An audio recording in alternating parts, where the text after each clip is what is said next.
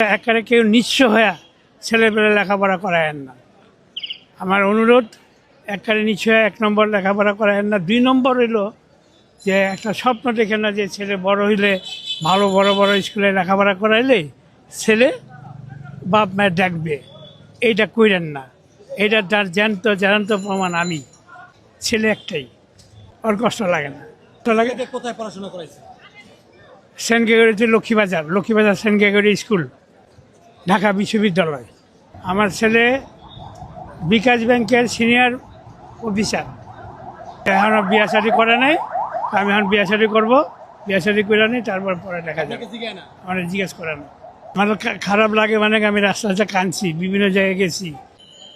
আমি যদি লেখাপড়া না করাইতাম তাহলে আজকে আমার এই পজিশন হইতো না।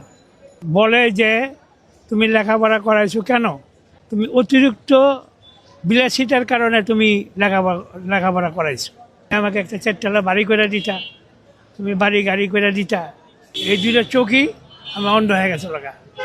অনেক হাতে পায়ে ধুইলা এই চোখটা একদম বাদ। এইটা দিয়ে একটু দেখি।